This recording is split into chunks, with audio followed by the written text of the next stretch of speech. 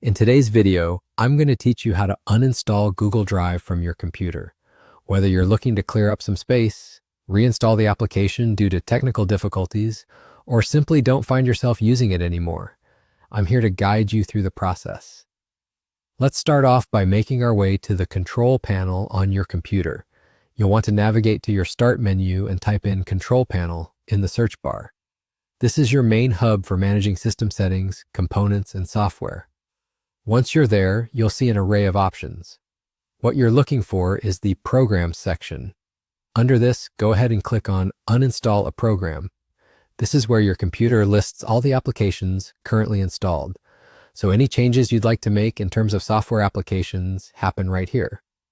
Next, you'll be presented with a list of all the programs you currently have installed. Scroll through the list until you find the Google Drive app.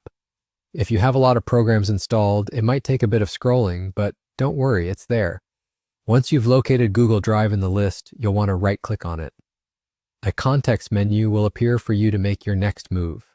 Select the Uninstall option from this menu. The system might prompt you, asking if you're sure you want to uninstall the application. This is just a safe measure that prevents programs from being deleted accidentally. Go ahead and confirm that you indeed want to uninstall it. The uninstallation process will start, and all you have to do is wait. By the time it completes, your system will have removed Google Drive, freeing up some space. And voila, you're done. It really is that straightforward. So there you have it, a simple way to uninstall Google Drive from your computer in just a few straightforward steps.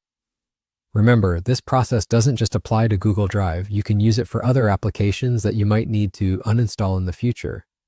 Always make sure you're certain about uninstalling a program, as you will lose any specific settings or data related to it.